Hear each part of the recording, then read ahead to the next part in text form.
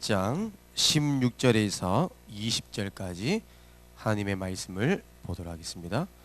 함께 보신 말씀은 마태복음 28장 16절에서 20절까지 말씀을 보도록 하겠습니다.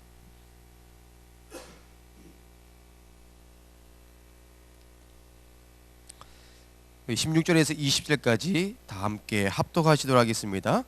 11 제자가 갈릴리에서 가서 예수께서 지시하신 산에 이르러 예수를 배웠고 경배하나 아직도 의심하는 사람들이 있더라.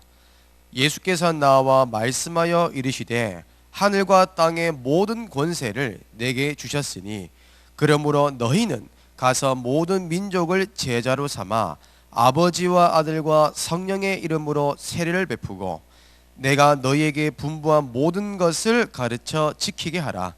볼지어다 내가 세상 끝날까지 너희와 항상 함께 있으리라 하시니라. 아멘.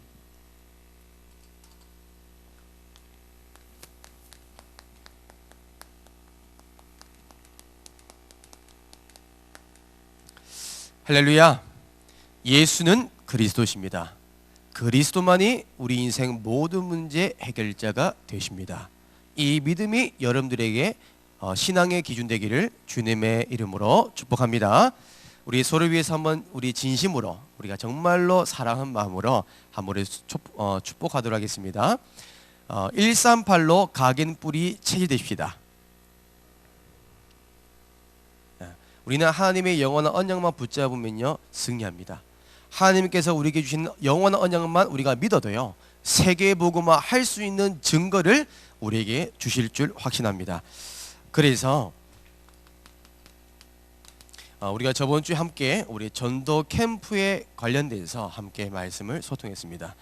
그래서 전도 캠프란 무엇인가 라고 했을 때 전도 캠프는 그리스도의 빛을 비추는 것을 보고 캠프랍니다. 그리고 이 빛은 무엇을 말합니까? 복음의 비밀을 말하는 겁니다. 그 복음의 비밀은 우리 인생 모든 문제를 해결할 수 있는 또한 모든 만병통치약인 언약인 예수 그리스도입니다. 이것을 전달하고 이것을 누리고 이것을 말하고 이것을 듣게 하는 것이 캠프이자 전도입니다. 하나님은 그리스도의 빛을 비추는 한 사람을 찾고 계십니다. 또한 캠프의 사역자로서 하나님은요 지금도 기다리고 계십니다. 누가 캠프 사역자가 되어야 되겠습니까? 하나님은 캠프 사역자인 여러분들을 전도자로 부르신 겁니다. 그래서 지역을 살리고 세계를 살리고 개인을 치유하는 전도 캠프 사역자 전도자로 여러분들을 하나님이 이미 창세 전에 예정하시고 선택하신 겁니다. 전도자로 부르심 받은 것은요 하나님의 절대 주권이자 하나님의 절대 인도자 하나님의 절대 계획입니다. 이것만큼 축복된 비밀이 없죠. 그래서 하나님은요 전도 캠프의 현장 속에 모든 것을 다 준비해 놓으셨습니다. 그래서 심지어 우리가 이렇게 고민할 수 있습니다. 아니 전도를 어떻게 합니까? 현장 가면요 하나님이 모든 것을 준비했습니다. 그것 또한 방법도 어떻게 해야 될지도요 현장 가기만 하면 다 준비해놨습니다. 그 캠프는요 하나님이 완벽하게 현장에 준비한 것을요 찾기만 하면 돼요. 보물찾기처럼요 예비하신 거 찾으면 돼요. 너무 쉬운 겁니다. 현장 가면요 어떤 전략으로 해야 되겠습니까? 걱정할 것도 없어요. 현장 가면요 하나님이 모든 것을 할 수 있는 전략도 하나님의 방법을 알려주십니다. 그리고 많은 사람들이요 아니 전도하려니까 경제가 없어요. 현장 가면요 경제 다 준비해놨습니다. 저는요 현장 가면 마실 물 다 예배해놨습니다. 현장 가니까요 그 현장 복음화 하실 수 있도록 하나님께서요 경제의 축복 받을 수 있도록 만남도 허락하시더라고요. 그래서 전도 안에 모든 것 다 있다는 거예요. 성경 말씀 그대로입니다. 사역자 여러분들이 이 믿음 가지고 가시는 거예요.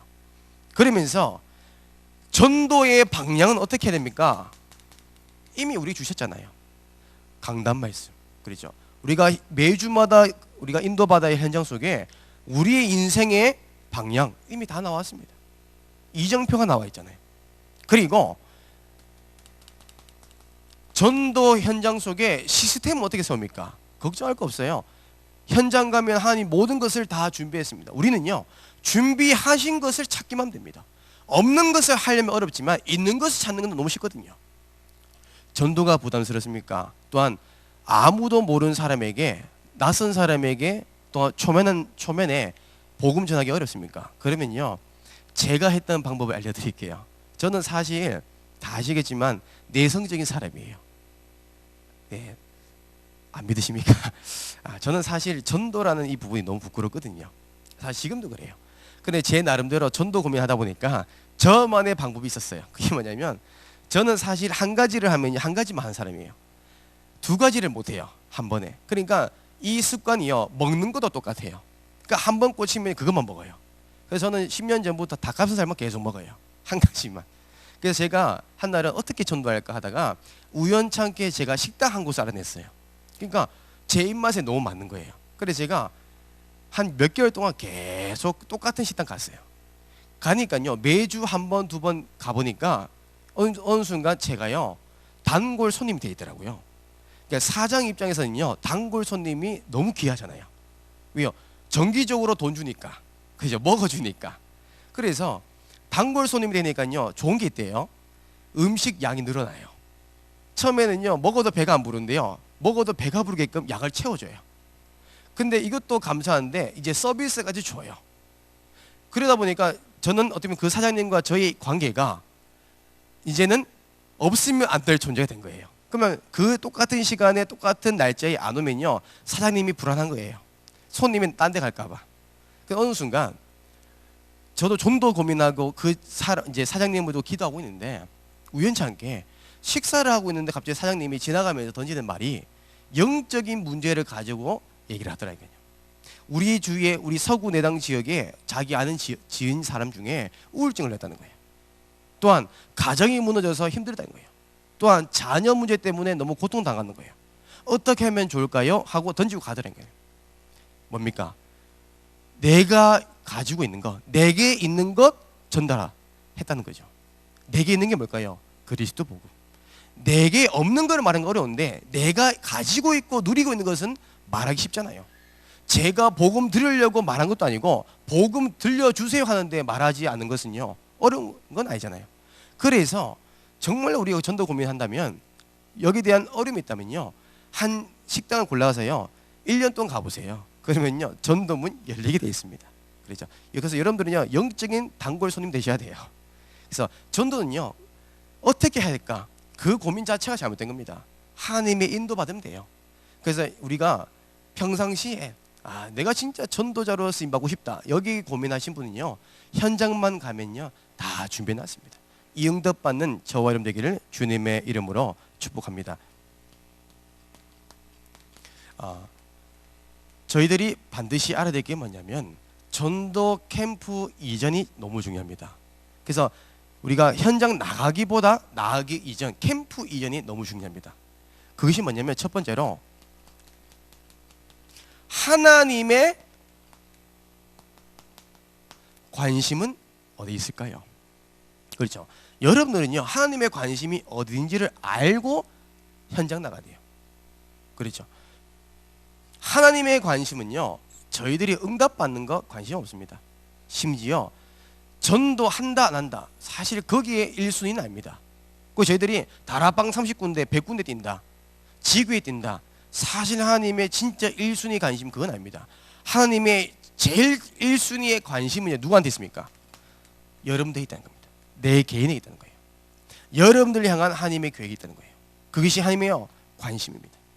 자, 왜 그러냐니까요, 결국에는 나의 영적 상태에 따라서 모든 것이 좌우됩니다. 그렇죠?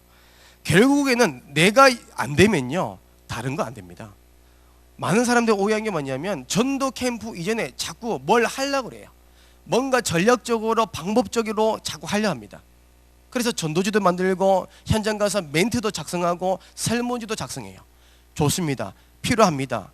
전도 현장에 필요한 도구가 될 수 있어요. 다만 그건 서론에 불과합니다. 진짜 본론은요, 내 자신입니다.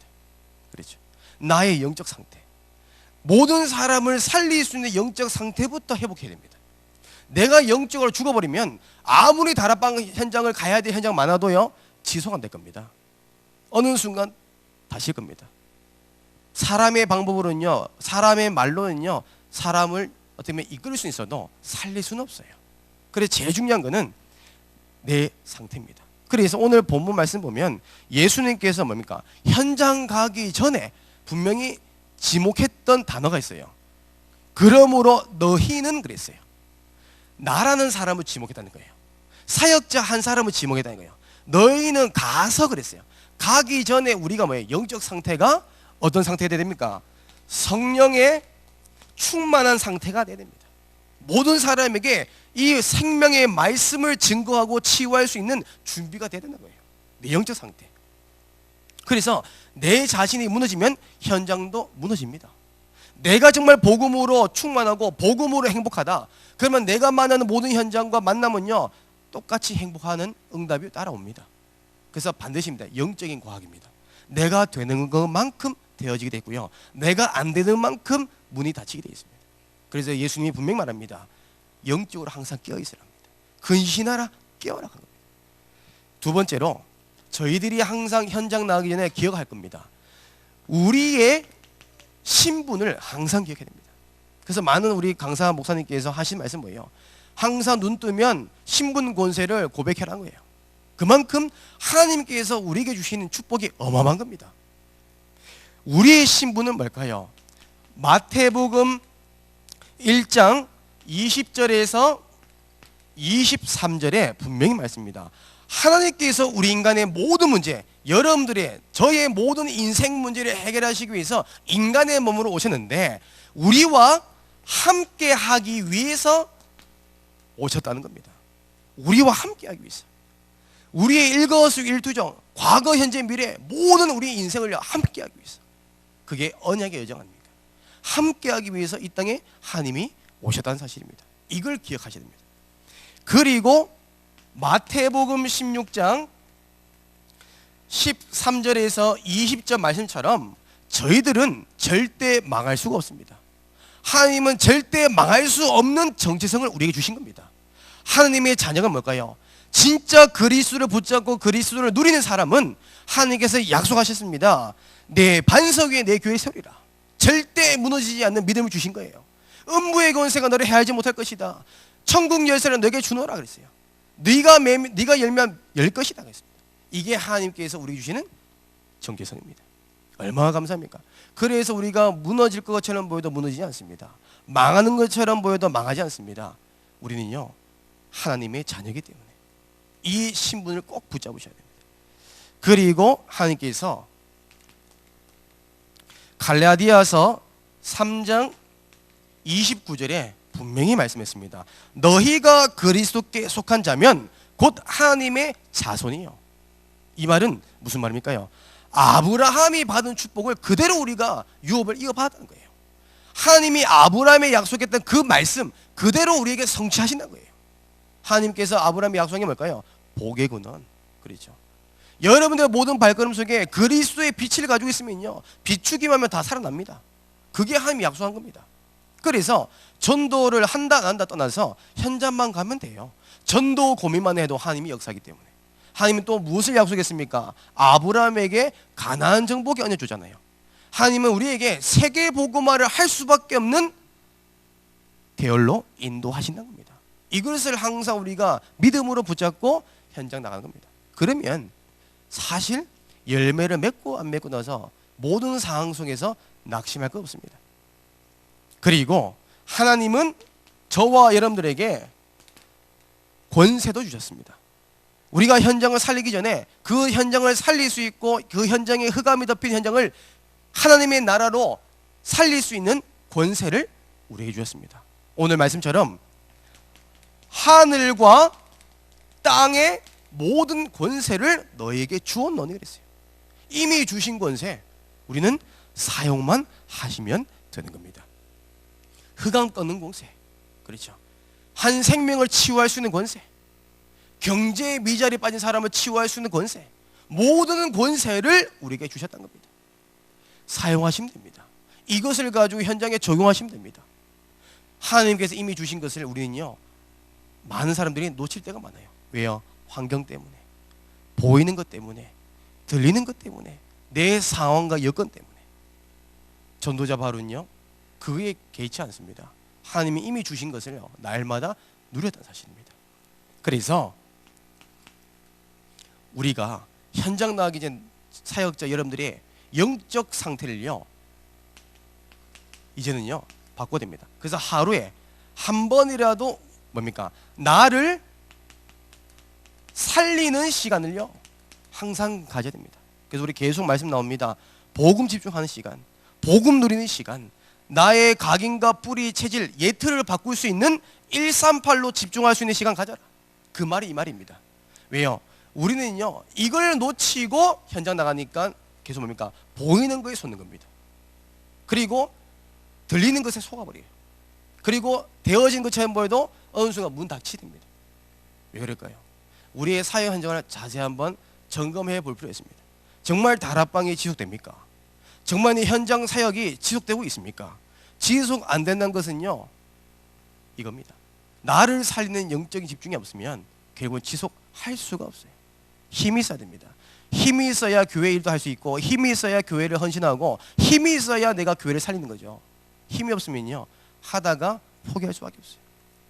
그래서 하나님의 모든 관심은 누구한테 있습니까? 여러분들에게 있습니다. 여러분들이 성령 충만 받고 딴 것까지 증인되기를 원하신 거예요. 두 번째로 여러분들이 반드시 기억할 것은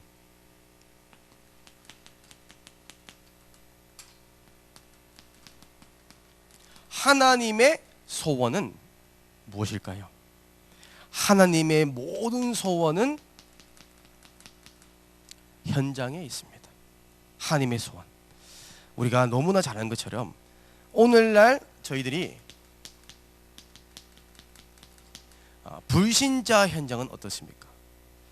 불신자 현장은요 창세기 3장 1절에서 6절 말씀처럼 하나님을 모르는 죄, 이 죄로 말미암아 죽어가고 있다는 겁니다. 많은 사람들이 돈이 없어서 죄 가운데 빠진 게 아니라요 하나님을 몰라서 죄 가운데 빠진 겁니다. 이 죄로 있다는 것은 무슨 말일까요? 모든 사람이 로마서 3장 23절 죄를 범했는데 하나님의 영광에 이르지 못했대요. 모든 사람이 죄인입니다. 착한 일을 한다고 죄가 없는 게 아니라요 모든 사람들이 죄인인 겁니다. 이 죄인이란 것은 뭐냐면 너희 아비마귀, 요한복음 8장 44절, 신분이 마귀의 자녀예요. 마귀의 자녀가 됐다는 것은 뭐냐면 반드시 무너지는 겁니다. 반드시 망하게 돼 있어요. 어느 날 실패할 수밖에 없다는 거예요. 사람들은 그렇습니다. 내 사주팔자가 이상한가? 아닙니다. 마귀의 신분 속에 있으니까 망하는 거예요. 그리고 분명히 성경에 기록되어 있습니다. 에베소서 2장 2절에 분명히 말씀입니까? 사람들은 사주팔자 운명에 다 잡혀 있습니다. 그렇죠. 사주팔자 운명 속에. 그래서 벗어날 수가 없어요. 무속인 찾아간다 됩니까? 절대 그렇지 않습니다. 이번에 예능 프로그램이 새로 나온 거 보니까 농구 선수 서장훈 씨가 이제 MC로 나왔더라고요. 저는 이제 지나가면서 보니까 자세한 내용은 모르겠지만 이 딱 프로그램 자체가 서장훈 씨가 MC로서 이제 그 무속인처럼 얘기하더라고요. 그러니까 점을 봐주는 거예요. 이제는 대놓고 사람들이 고민과 걱정이 있으니까 이제 점치는 이제 예능으로 이렇게 나오더라고요. 여러분, 그런다고 인생이 바뀝니까? 내 인생 미래가 바뀝니까? 그렇지 않습니다. 사주팔자 운명, 결국에는 저주재앙 가운데 있을 수밖에 없는 사주팔자 운명이 잡혀있던 사실. 불신자 현장. 그렇죠. 얼마만큼 무너집니까? 정말 살아도 사는 것처럼 그런 느낌이 없고 행복하고 싶어도 행복할 수 없는 상태입니다. 그리고 불신 현장은요 분명히 그렇습니다. 에베소서 2장 3절에 보니까요 모든 사람이 본질상 진노의 자로, 진노에 빠진 상태에 있다는 겁니다. 진노의 상태. 얼마만큼 힘들겠습니까? 사는 게 아니잖아요. 그리고 많은 사람들이 지금 말씀처럼 사도행전 8장 4절에 8점 육신의 질병 가지고 고통받고 있습니다. 육신의 질병. 얼마나 힘든지 모릅니다. 경제도 육신적인 문제고요, 가정도 육신적인 문제고, 질병도 육신적인 문제입니다. 이 모든 문제 속에 다 죽어가고 있다는 겁니다. 지금 현장 보세요. 다 죽어가고 있습니다. 과연 그 사람이 희망이 있습니까? 소망이 있습니까? 미래가 있습니까? 아무런 소망 없습니다. 그리고 누가복음 16장 19절에서 31절, 결국에는요, 죽으면요 심판받고 지옥 갑니다. 그 지옥은요 1개월, 2개월, 3개월짜리가 아닙니다. 영원입니다. 영원한 지옥 형벌. 사람들은 이걸 모르니까 지옥이 어디냐 하는데, 그건 정말 어리석은 말이죠. 심판받고 지옥 가는 어마어마한 형벌이 있습니다.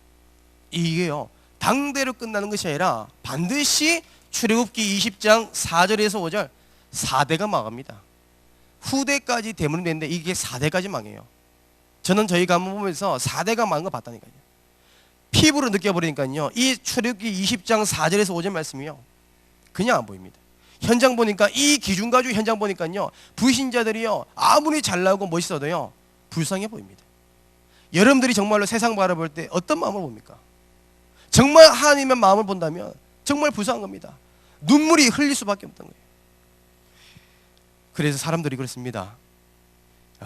이 대물림이란 것이요 후대까지 가는데, 이 경제도 대물림되고요, 가정 문제도 대물림되고요, 영적인 문제도 대물림되고, 질병도 대물림되고, 우상 대물림됩니다.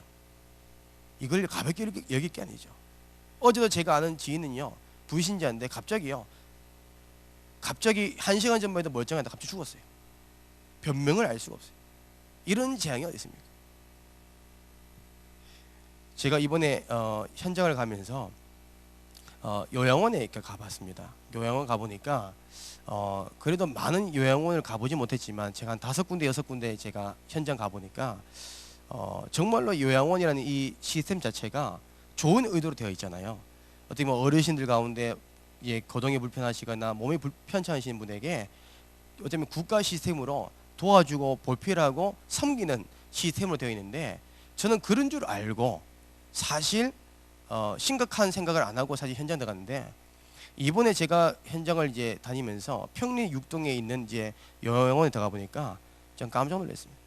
가 보니까 사람들이 거의 영적인 안전병의 상태, 기본적으로 10년 정도 이상 병실에 누워 계시는데, 그분들이 다 하나같이 얘기합니다. 가족들이 자기 버렸다는 거예요. 다는 그렇지 않겠지만 그분들이 얘기합니다. 많이 와봐야 한 달에 한 번 올까? 거의 가족들이 안 온대요.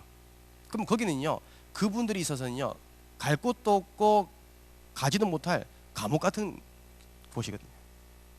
그러니까 저희들이 다가가려 해도 거부하더라고요. 그래서 제가 이 복음을 증거하려니까, 이분은 하체가 마비예요. 걷지를 못해요. 10년 동안 못 걸어요. 그런데도 복음을 거부하더라고요. 참 너무 마음 아프더라고요. 사람들, 가족들이 자기 버렸대요. 그리고 이분들은 다 불치병이다 보니까 이제 인생의 마지막 끝자락이 딱 서 있잖아요. 희망이 없는 거죠. 사실 누워있는데 누워있는 것도 아니고요, TV를 봐도 TV 보는 것도 아니고, 밥을 먹어도 밥을 먹는 것도 아니에요. 참 인생이 참 어떻게 보면 복음 없으니까 재앙 중에 재앙이 있더라고요. 어떤 분은 누워 계시는데 일어나지도 못해요. 이게 불신자입니다. 다 죽어가고 있습니다. 근데 그들을 살릴 수 있는 일꾼들이 너무나 부족한 현실입니다. 추수할 곡식은 많은데 추수할 일꾼이 없습니다. 그래서 하나님께서 지역과 현장을 살리기 위해서 하나님께서 방법 주신 게 뭐예요? 캠프입니다. 그게 전도예요. 여러분들이 정말 일어나서 복음 가지고 증거해야 됩니다. 정말로 저희 교회가 매주 월요일마다 30명 이상 되는 캠프 사역자 모였다. 그러면 한 지역 다 살립니다. 지금 추수할 일꾼이 없다는 거예요. 죽어가는 사람 너무 많은데, 얼마 전에 서구 지역에서도, 내당 사동 지역에서도 정신병 때문에 앰뷸런스 오고 경찰서 오고 난리 났거든요. 그들을 살릴 사람이 없다는 거예요. 그렇다면 교회는 다니고 있는 신자들이 현장은 어떻을까요? 교회는 다닙니다. 신앙생활을 합니다. 근데 신자들이 현장은 어떻을까요? 우리가 반드시 받을 것 같죠. 결국에는 복음이 상실해 버렸어요. 복음 누리는 거 싫어합니다. 복음 얘기한 거 싫어해요. 복음은 다 놓쳤습니다. 이 증거가 결국에는요, 한 교회와 한 나라를 살릴 영적 사령관을 훈련시킨 신학교가요, 학생들이 없다는 거예요. 학생들이 한 반에 20명도 지금 입학한 사람이 없대요. 그나마 서울총신 같은 경우는 그래도 한국에서 제일 좋은 신학교니까 사람들이 경쟁하면서 들어오지만, 나머지는요, 지방에 있는 신학교는 운영 자체가 힘들어요. 하나님의 소명을 받아놓고도요, 안 옵니다. 분명히 하나님이 콜링이 있었다니까요. 그래도 안 와요. 그럼 어떻게 되겠습니까? 한 해에만 2019년 기준을 볼 때 3,000군데의 교회가 문 닫고 있어요. 저는 영상을 보고 듣기만 했는데 실제로 현장에서 교회가 무너진 거 보니까 참 정말 눈물 나오더라고요. 교회가 팔려서 식당에 들어서고 교회 십자가가 허물어 가지고 땅에 박혀 있는데 사람들 그걸 조롱거리를 보면서 웃고 있더라고요. 이게 보통 문제입니까? 이게 재앙입니다. 현장에 그리스도의 복음 가지고 교회 살려야 될 중직자들이, 이 복음 가지고 그리스도를 말해서 모든 성도분들을 살려야 할 목회자들이요, 복음을 상실해서 무너지고 있다는 겁니다. 그리고 이제는 진짜 우리가 살려야 될 게 뭐냐면, 이런 시대 가운데 이단들은 뭐하고 있습니까? 비진리 가지고, 적그리스도 가지고 사람들이 현혹하고 미혹하고 있잖아요. 이 사이비 종교는 뭐합니까?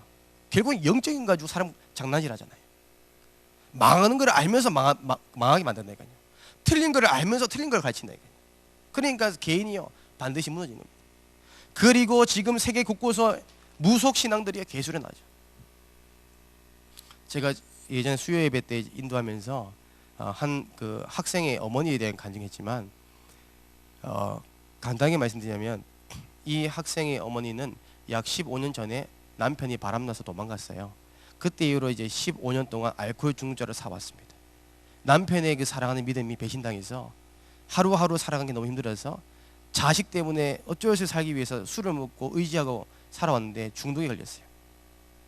그런데 어저께 어떤 일이 있었냐니까, 이분은 항상 술만 먹으면 귀신이 역사해가지고 자녀도 없고 가족도 없어요. 칼만 들어 사람 이제 흉기를 들면요, 완전히 휘두르기 시작해요. 죽이려고. 그러니까 아들은 늘 집에 나서 도망다니는 일수입니다.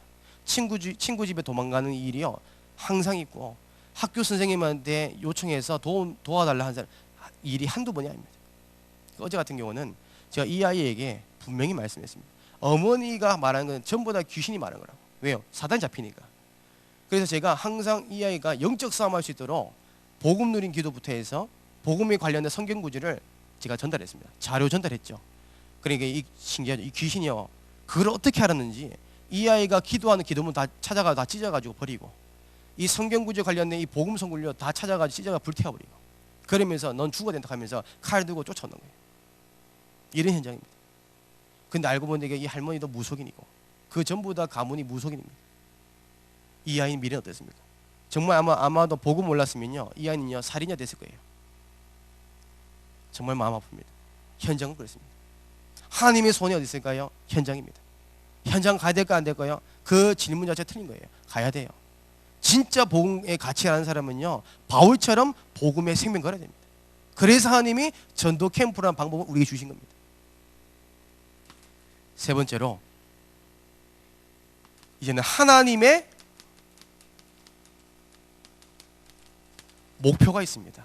하나님께서 여러분들 향할 목표가 뭘까요? 캠프 현장을 통해서 하나님께서 향하실 목표가 뭘까요? 결국엔요, 현장에 숨겨진 제자입니다. 제자를 통해서 모든 것을 하기 원하십니다. 그래서 제자는 누구냐?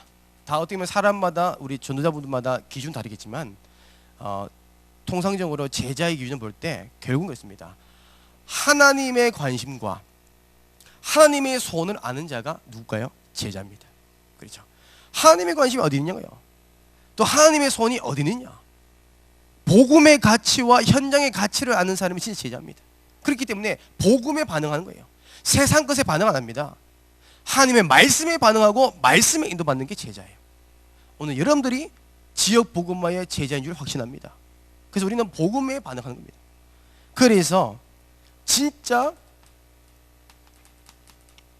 전도의 열쇠는 뭘까요? 전도의 열쇠, 그것이 제자입니다. 한 지역 살려면요, 한 명의 제자 이르면 됩니다. 우리는 그래서 전도할 때 항상 모든 기준과 관점이 뭐예요? 하나님의 목표, 제자입니다. 그 성경에 보면 3천 제자, 5천 제자 계속 일어나잖아요. 그게 뭐예요? 제자를 통해서 복음 운동이 일어났다는 거예요. 그래서 우리는 반드시입니다. 현장에 갈급한 자, 충성된 자, 사명자, 하나님이 다 예배해놨습니다. 이걸 찾는 겁니다. 그래서 사도행전 1장 12절에서 15절 말씀 보니까요, 120명의 제자, 그게 초대교인 사람이잖아요. 120명 제자가요, 복음의 가치를 알고 현장의 가치를 아는 사람이니까요, 죽음의 위기가 와도 도망가지 않습니다. 그렇죠? 이게 제자입니다. 복음의 생명 건 사람. 바울은 어떤 어려움이 있더라도, 환경적으로 어려움이 왔더라도, 육신의 가시가 있더라도 뭘까요? 복음을 증거했던 거예요. 얼마만큼요? 담대하게 거침없이 믿음으로 선포했다는 겁니다. 이게 제자예요. 우리가 정말 이 응답받기 원합니다. 제자의 인생 살아야 되지 않겠습니까? 그래서 제자의 사역은 어떻게 하면 좋을까요? 제일 좋은 방법입니다. 우리가 사역할 때 부담 주는 건 자제하는 게 제일 좋죠. 그래서 최대한 이분이 정말로요, 현장에 초대해서 현장에서 뭘 합니까? 하나님의 역사를 볼 수 있도록 도와주시면 됩니다. 현장에서 진짜 예수 그리스도를 선포하니까 귀신 들린 자가 쫓겨났다, 이걸 한번 보여주면 됩니다. 모든 것을 현장에 연결할 수 있도록 복음의 내용들이 어느 준비되어 있다면, 모든 사람을 살릴 수 있는 내용들이 준비됐다면요, 바로 현장입니다. 그러면요, 아무리 많이 들어도요, 한 번이 현장 보면요, 그것이 다 이해돼 버립니다. 그렇죠? 그래서 진짜 현장에서 하나님의 역사를 볼 수 있도록, 이게 제자입니다. 그래서 이제는 우리가 매주 월요일마다 지역 캠프를 하고 있습니다. 우리가 이 기준 가지고 이 흐름대로 우리 인도받을 겁니다. 하나님의 관심, 하나님의 소원, 하나님의 목표를 가지고.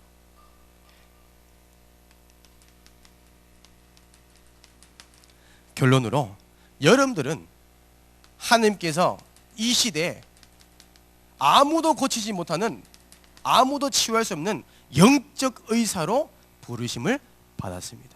그래서 우리는 항상 어떤 마음이 있어야 될까요? 항상 우리가 기도해야 됩니다. 하나님, 나에게 영혼을 향한 애통한 마음을 허락하옵소서. 영혼을 향한 눈물을 허락하옵소서. 영혼을 향한, 현장을 향한 절박한 마음을 허락하여 주시옵소서. 저는 매일 고백합니다. 목회자인 제가 현장에 대한 간절함 없다, 애통한 마음 없다, 저는 사실 목회자로서 사실 자격이 없는 겁니다. 저는 사실 전도 때문에 목회자를 부름받았습니다. 정말로 후대를 살리고 세계를 살리기 위해서, 이 복음 증거하기 위해서 저는 하나님의 부르심 받았습니다. 저는 가장 어려울 때 한 게 기도했거든요.